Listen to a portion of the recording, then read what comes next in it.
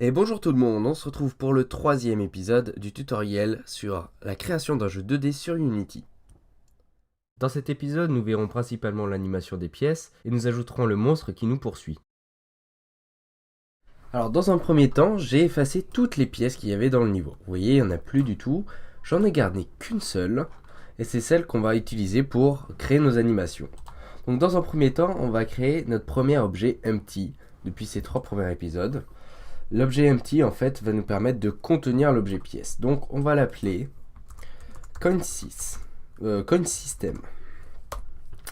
Ensuite on glisse et on dépose notre coin à l'intérieur de notre coin system. Et on va lui ajouter ce qu'on appelle un animator. Et l'animator en fait c'est le contrôleur des animations de notre pièce. Il faut aussi faire attention à ce que notre pièce ait bien une position 0 partout. On va la mettre en 0 partout par rapport à notre référentiel qui est notre coin system. Et maintenant, si on veut déplacer notre pièce, au lieu de déplacer l'élément pièce, on va déplacer l'élément coin system. Cependant, lorsqu'on va faire les animations, ce qu'on va déplacer, c'est la position de la pièce par rapport à son référentiel. Et après avoir ajouté notre animator à notre coin system, on va créer un nouveau fichier dans ressources. Pas un nouveau fichier, un nouveau folder, donc un nouveau dossier. Et on va l'appeler animation. Dans animation, on n'a rien. Et on va créer un animator, juste ici, animator controller, qu'on va appeler coin. Ou coin system. Coin 6, on va l'appeler. Hop, coin 6, comme ça c'est super. On va créer deux animations. Animation. La première, c'est quand le coin sera collecté, donc coin collect. Et la deuxième sera l'animation de base, donc coin idle, on va l'appeler. Ensuite, moi j'ai des fenêtres animator et animation. Si vous ne les avez pas, vous allez dans Windows et vous sélectionnez Animator. On va glisser notre coin system ici, dans notre animator. Et quand on va cliquer donc dans notre coin system, notre animator va afficher des différents éléments. Donc, tout d'abord, ce sont des états.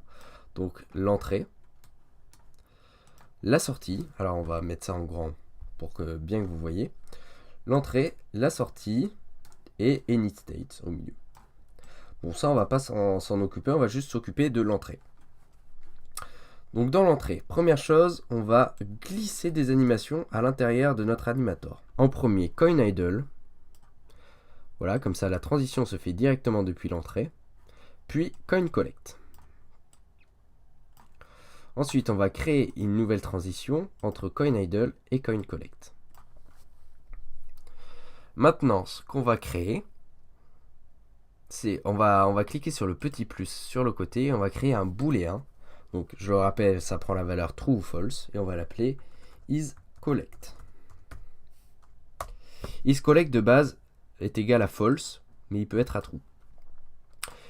Et quand on clique sur la transition, on va enlever le exit time, le fixed duration. Voilà, on s'en fiche de tout. On met à 0 ici. Et on va dire, voilà, tu passes de coin idle à coin collect quand le booléen sera égal à true. Donc pour ça, on va faire un plus, isCollect égale true, ça te le met directement. Super. Donc là, on a un peu créé la coquille vide, c'est-à-dire qu'il n'y a aucune substance derrière. Cependant, le isCollect, on ne l'affecte jamais. C'est-à-dire qu'il n'y a aucun script qui nous dit isCollect va passer à true au bout d'un moment. Donc, on va aller dans notre coin et on va modifier le script coinBehavior. Alors, juste petit aparté, je suis plus sur Sublime Text, mais sur Visual Code. Parce que j'ai remarqué que sur les vidéos, le rendu était tout noir. Alors, bien sûr, je code pas avec le texte en noir, je code plutôt avec des textes en couleur comme ça. Donc, je suis passé sur Visual Code, qui est très bien aussi, pour que vous puissiez bien regarder, bien voir les scripts en temps réel. Bien sûr, je vous mettrai les scripts dans la description, ainsi que les images, pour que vous puissiez suivre le tutoriel convenablement. Alors, on va continuer dans notre lancée. On va créer un public animator qu'on va appeler animator tout simplement. Ensuite, on lui dit ici que animator, on va le modifier une valeur booléenne. Cette valeur booléenne, on l'a créée avant, elle s'appelle isCollect. Et on va lui attribuer la valeur true. Comme ça, quand le joueur va rentrer en collision avec la pièce, et c'est-à-dire qu'il va la récolter, l'animator va modifier la variable isCollect à true et va lancer du coup l'animation de la pièce quand elle est collectée. On va éviter le destroy game object et on va le lancer à la fin de l'animation. D'ailleurs, pour attendre la fin de l'animation, ce qu'on va faire, c'est qu'on va créer un script ici dans le coin system, script qu'on va appeler coin is alive. Et ce script, la seule chose qu'il va faire, c'est détruire la pièce une fois qu'on aura modifié sa variable, qui sera un booléen de type isAlive, true ou false. Et quand ça passera à false, eh bien, la pièce sera détruite. Donc ça pareil, on fait editScript. Ensuite, dans coinIsAlive, on va créer une variable publique de type booléen qu'on va appeler isAlive. Voilà, simplement. Alors par contre, voilà, comme c'est une variable, on ne va pas lui mettre de majuscule. Et dans le update, si isAlive est différent de true, donc c'est-à-dire ou égal à false d'ailleurs. Donc ce qu'on peut faire, c'est mettre un point d'exclamation juste avant le isAlive. Ça veut dire si isAlive est égal à false. Voilà, c'est un petit raccourci quand on manipule des booléens. Si isAlive est égal à false, on détruit l'objet. Donc destroy GameObject. Alors j'ai oublié le point virgule, mais il me semble que j'ai oublié aussi d'initialiser en disant isAlive est égal à true. N'oublie pas de cocher la case pour bien l'instancier. Donc là on a toutes les bases, toute la coquille vide en fait, tous les mécanismes qui vont faire que la pièce va être détruite ou non. Ensuite, ce qu'on va faire, c'est s'attaquer aux animations. Donc on sélectionne notre coin, on va sur la fenêtre animation, et on va commencer coin idle. Alors par contre, je vais prendre la fenêtre scène, je vais la mettre sur le côté pour qu'on puisse voir les animations en temps réel. Et ce qu'on va faire, coin idle, c'est la pièce, son animation de base, donc elle va tourner sur elle-même. Quand on voit les images, les sprites, on a bien les sprites de les frames de chaque image de la pièce en train de tournoyer autour d'elle-même. Donc on va découper le reste des images.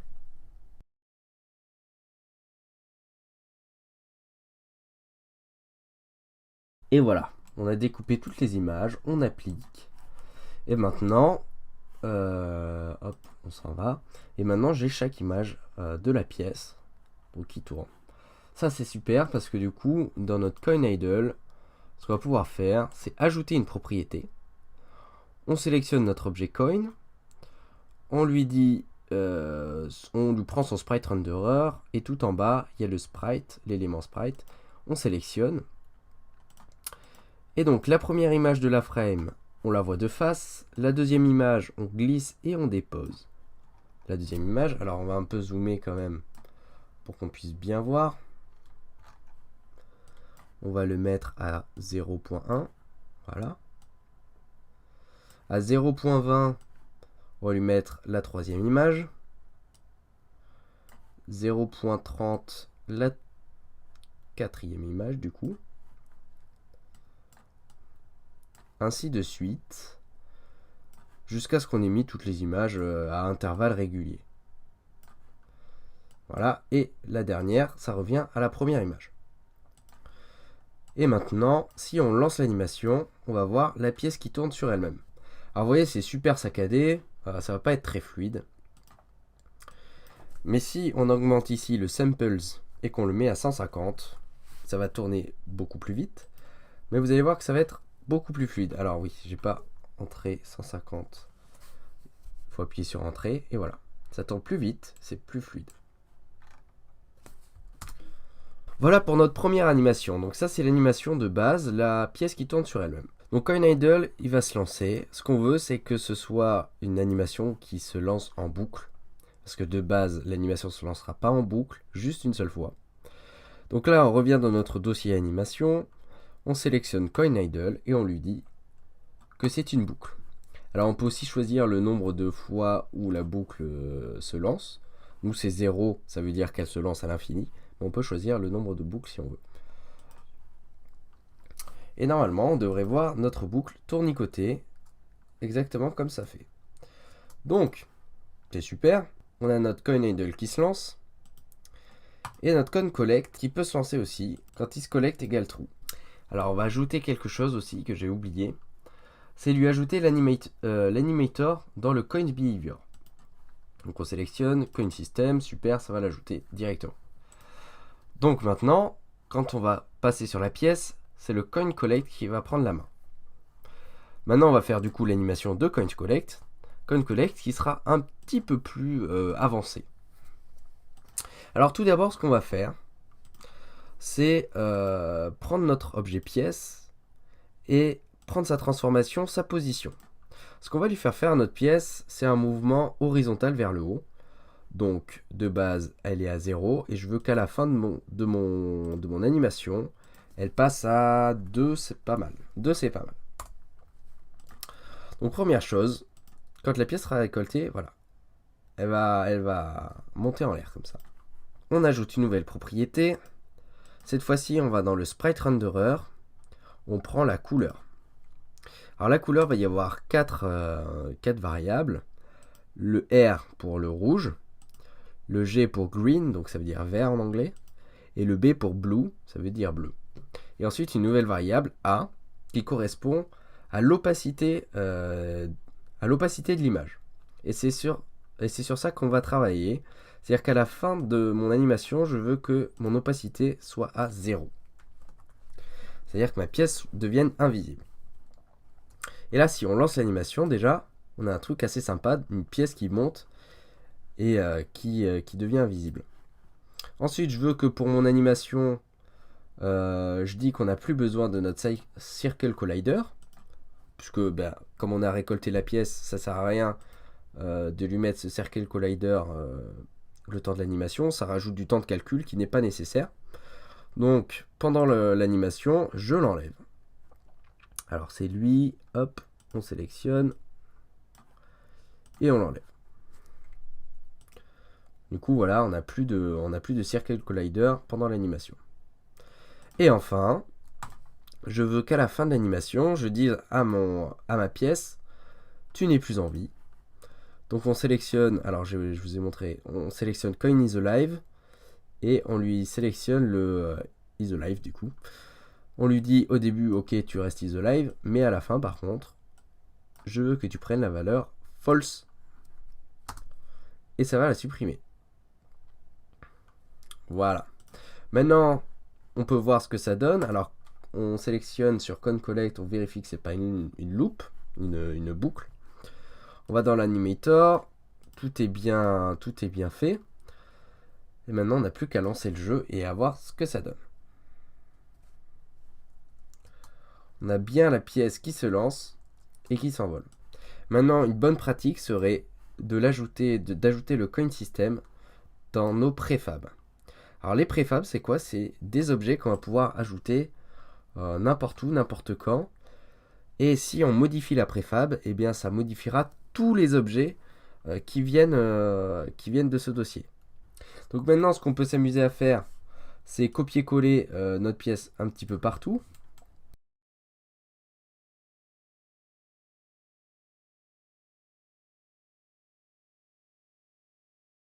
Voilà, j'ai ajouté quelques pièces et maintenant, si on lance le petit niveau, on va pouvoir voir les animations des pièces plus correctement. Voilà, elles tournent bien sur elles-mêmes et quand on les récolte, elles deviennent transparentes, c'est nickel. Et quand on regarde sur la scène, quand on va récolter les pièces, on va avoir nos coin systems qui vont disparaître au fur et à mesure. Voilà, vous voyez, hop, il en reste plus. Donc ça, c'était pour la partie des pièces. Maintenant, on va rajouter un ennemi. Première chose que je vais faire, c'est rajouter l'image de l'ennemi dans mon dossier image. Donc c'est un petit gobelin. Hop, on va l'appeler monster.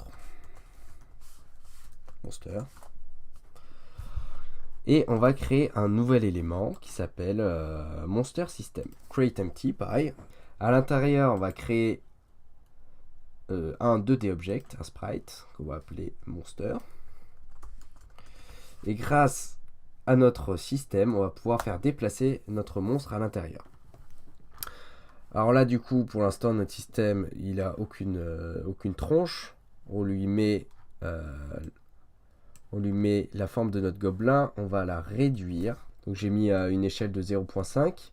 Et on va la faire tourner de 180 degrés sur l'axe des Y, si je ne me trompe pas. Donc 180. Voilà. Maintenant, il est dans le bon sens. Super cool. On va... Hop, positionner pas le monstre, pardon, faut faire attention. On va pas positionner le monstre, on va positionner le système. Le système, on va le positionner un peu ici, quoi. On va le positionner par là. Moins 2,6, ça me paraît pas mal. Ok. Alors, première chose à faire, c'est de dire à notre système qu'il sera toujours à une certaine distance de notre personnage, de préférence hors de l'écran pour pas qu'on puisse le voir. On va créer un script qui va du coup gérer sa position. Donc nouveau script, on va l'appeler monster system.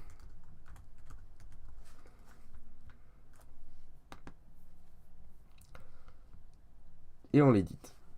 Faudrait mieux l'appeler monster behavior d'ailleurs que monster system, mais j'ai pas trop réfléchi quand je l'ai nommé. Alors ensuite, il doit pouvoir récupérer la position du joueur. Public game object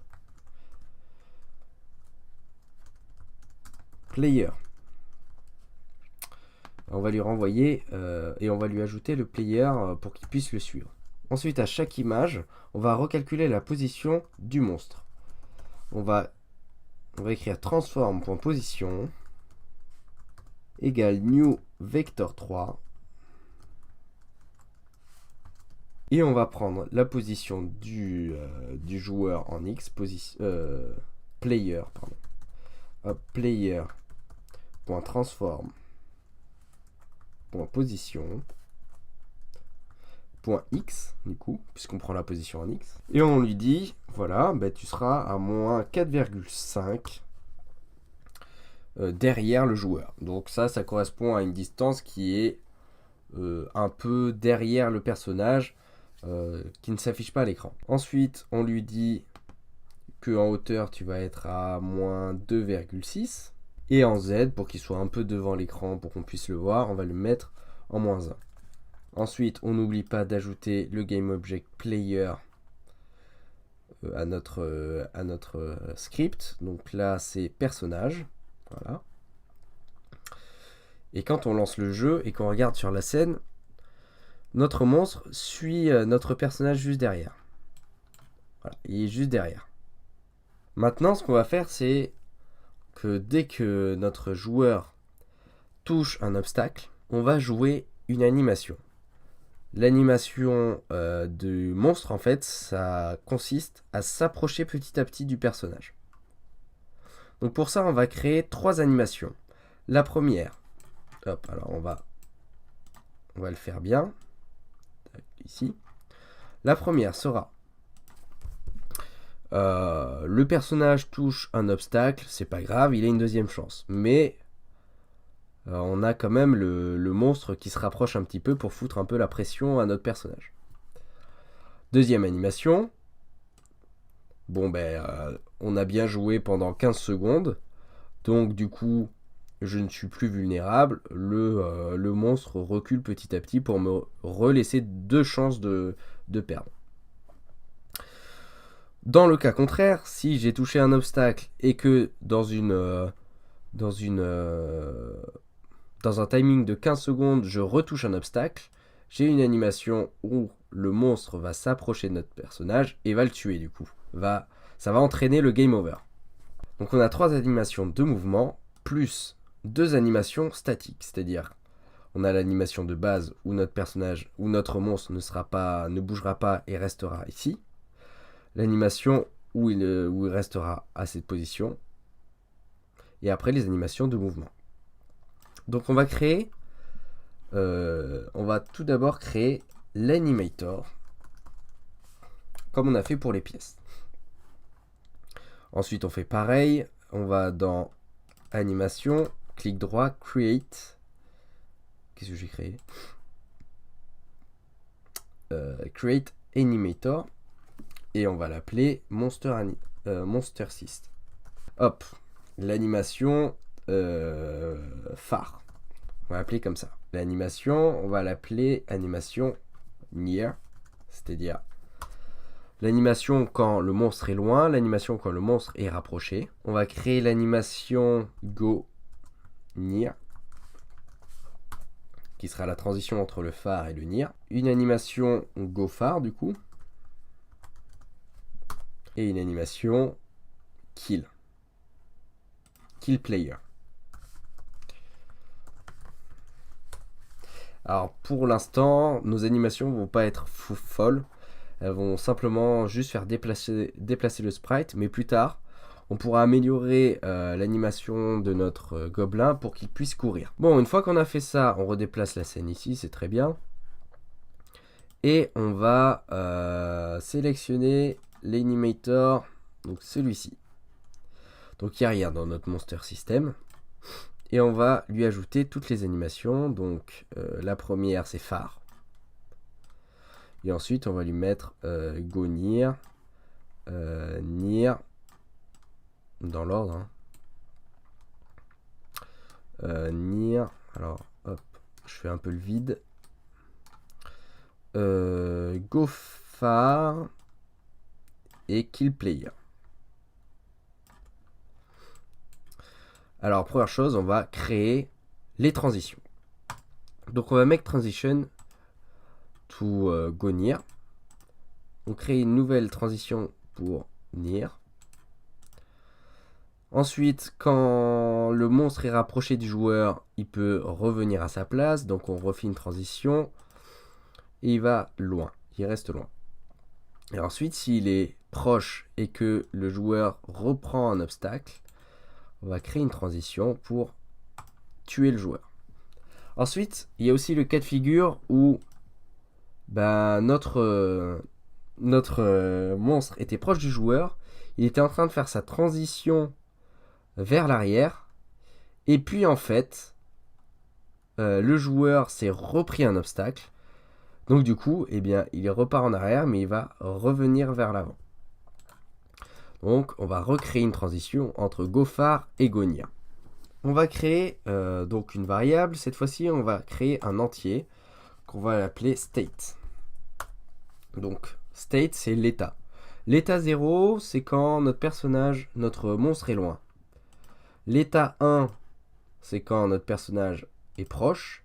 Et l'état 2, c'est quand le monstre va tuer le joueur. Ensuite, dans nos transitions, on va dire quand le monstre est loin et que son état passe soudainement à 1. Alors on sélectionne state, on met pas greater mais on met equals 1. On lance cette animation. Et ensuite, eh bien, quand c'est toujours égal à 1, ce qui sera le cas, equal 1, on le met en position proche. Si le state revient à 0, notre monstre, repartira à sa place d'origine. Tac, on refait pareil, equal 0. Et là, pour cette transition, on met state égale 1. Et enfin, la dernière transition qu'on n'a pas faite encore, c'est si notre joueur s'est pris 2 obstacles, alors state égale 2. Et dans ce cas-là, on enclenche l'animation de mort. Super, super cool. Maintenant, ce qu'on va faire, c'est que l'animation phare, c'est une loop. Et l'animation near également. Voilà, donc on a créé nos coquilles vides, mais pas tout à fait. Maintenant, ce que j'aimerais, c'est modifier le script de mon personnage pour lui dire, voilà, je veux que tu lances l'animation de mon monstre. Alors, première chose, dans le script de notre monstre, on va créer deux fonctions. On va l'appeler go further, donc va plus loin, qui sera une fonction publique. Hop, public. On va créer une deuxième fonction qui s'appellera go closer, qui veut dire plus proche, donc plus proche du personnage évidemment. On va lui donner un animator, comme ce qu'on avait fait sur la pièce. Animator. Et on lui dit, voilà, si tu veux aller plus loin, alors animator, hop, point set int, cette fois-ci, on avait fait un set bool pour la pièce, mais c'est parce que la pièce, enfin la variable était un booléen, celle-ci est un entier, donc set int. On lui donne le nom de la variable, donc c'est state. Et ce qu'on aimerait faire, c'est que pour lui dire à notre animator, va plus loin, on lui enlève 1 à state. Donc pour ça, on va créer un int, un entier, qu'on va appeler state, qui sera un private du coup, qui commence à 0.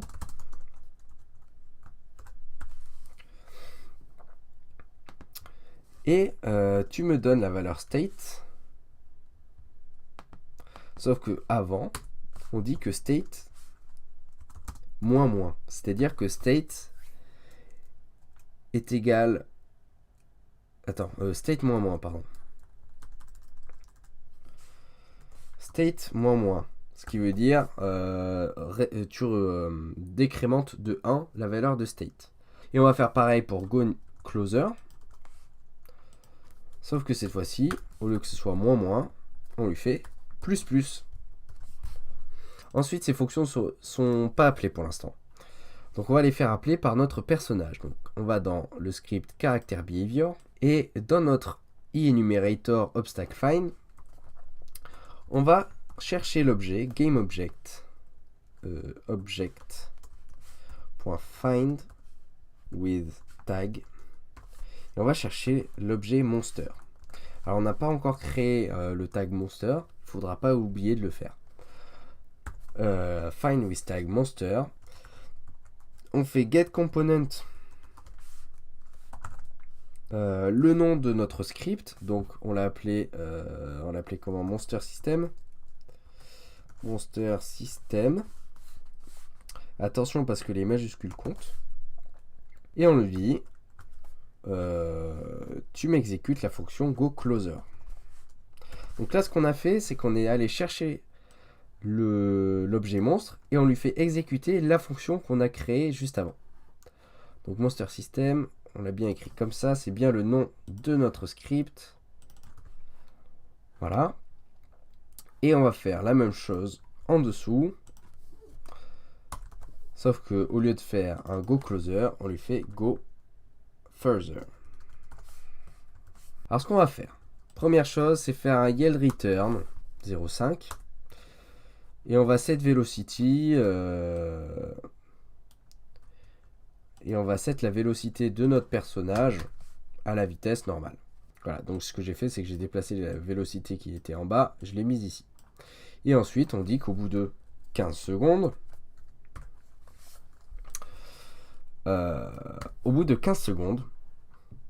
notre monstre repart plus loin. Alors, on va pas mettre 15 secondes comme ça en dur. On va faire les choses bien. On va créer une variable publique. Int. Du coup, on va dire que c'est un... Non, on va mettre ça en float. Donc, c'est-à-dire un chiffre à virgule. Et on va l'appeler vulnerability time. C'est-à-dire le temps de vulnérabilité. Voilà. Et on va mettre vulnerability time juste ici. Maintenant, quand on va sur le jeu, On sélectionne notre personnage. Vulnerability time devrait bientôt apparaître. Sauf qu'on a des erreurs, donc ça ne va pas apparaître. On a des erreurs dans Monster System. On a oublié, voilà, des points-virgules. Je le savais, je les oublie tout le temps. Et maintenant, il nous dit quoi? Animator ne contient pas le set int.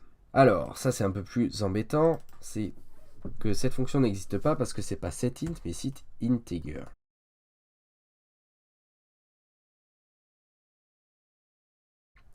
Notre personnage, on lui dit, tac, on sélectionne personnage, on lui dit que le vulnerability time est égal à 15.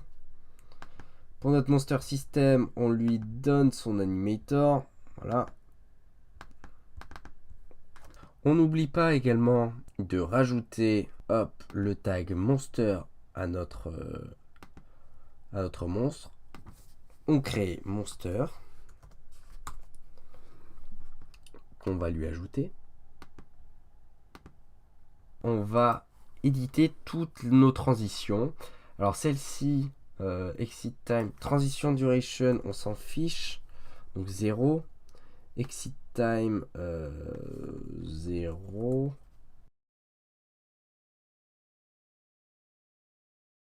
Et là, ça va être un peu plus intéressant, c'est-à-dire que la transition sera faite uniquement à la fin de notre animation.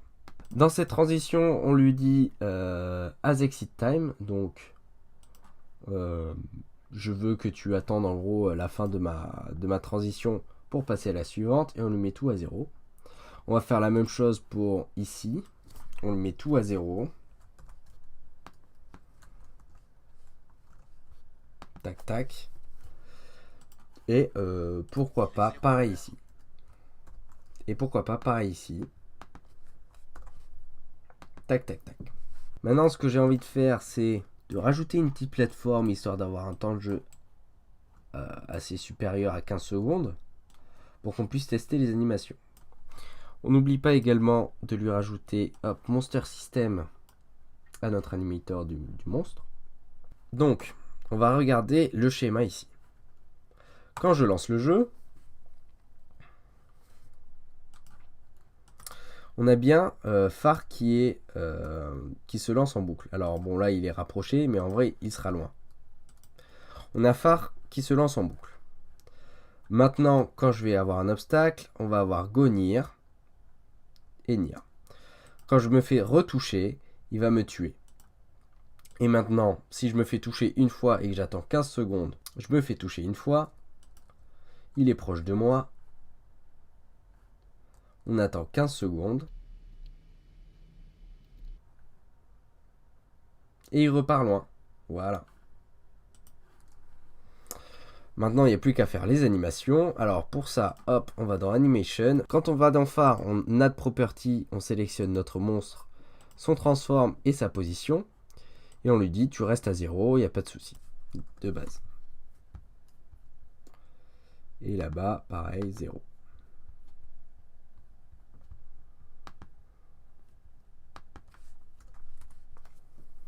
J'enlève le preview, 2,5, on le remet à 0. Ok, donc notre animation phare est faite. Maintenant, on fait l'animation near. Donc, quand le monstre est une position rapprochée par rapport à notre personnage, on sélectionne sa position, pareil. Et cette fois-ci, on veut qu'en X, tu sois à 2,5. Et pareil, à la fin de mon animation, je veux que tu sois à 2,5. Voilà, alors là, il n'y a pas de surprise, il n'y a pas d'animation, il reste juste à sa position. Ensuite, GoFar. Il va commencer, alors pareil, on sélectionne la position du monstre, et on lui dit, va loin. Donc GoFar, il commence sa position en 2,5, et il va la finir en 0. Donc là, si on regarde l'animation, on a bien notre monstre, hop, qui repart en arrière.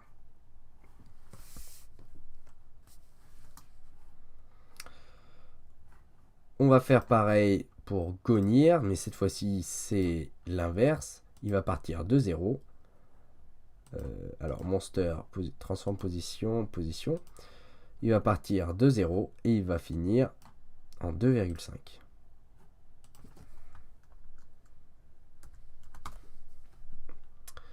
Et là, on le voit se rapprocher. Et enfin, on a le kill player. Donc là, pareil, monster, transforme position. On récupère sa position en X. On lui dit, tu commences à 2,5. Et tu finis à 4,5.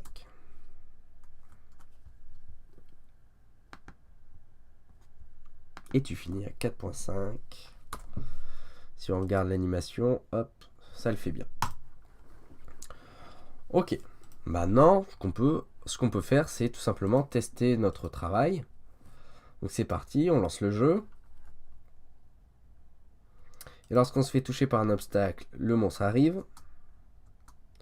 Lorsqu'on se fait toucher par un deuxième obstacle, le monstre nous tue. Donc il arrive sur nous. Et enfin, lorsque j'ai un obstacle et que j'attends 15 secondes, le monstre repart en arrière. Et maintenant, dans Monster System, on peut créer une fonction qu'on va appeler kill player, qui sera appelée dans le update. Alors d'abord, on crée la fonction, donc debug.log game over.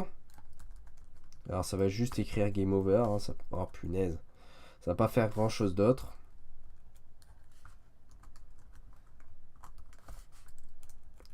Un petit espace, c'est mieux. Qui sera appelé dans le update.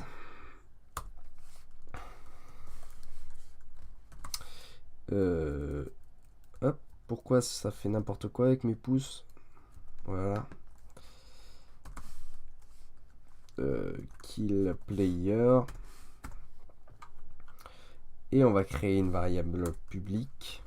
Ça s'appellera un booléen. Is killing, truc comme ça, is killing, qui sera égal à false de base.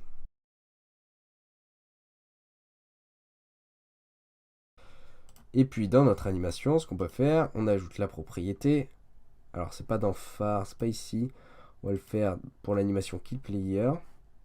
On ajoute la propriété monster system script is killing. Et on le dit à la fin de l'animation, is killing est égal à true. Tac.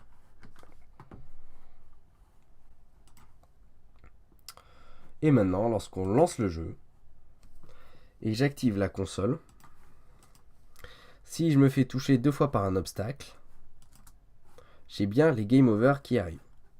Et bien c'est la fin de l'épisode 3, on aura vu quand même pas mal de choses. L'animation, tout d'abord, qui est un point principal dans un jeu vidéo. Ça permet à notre jeu d'être beaucoup moins statique. Ensuite, on a aussi rajouté le monstre. Dans la prochaine vidéo, on va certainement voir ensemble la notion de score et la gestion du game over. J'espère que mon travail vous aura plu et que ça vous aura donné envie de coder votre propre jeu vidéo. Je vous dis à la prochaine pour le tutoriel épisode 4. À bientôt!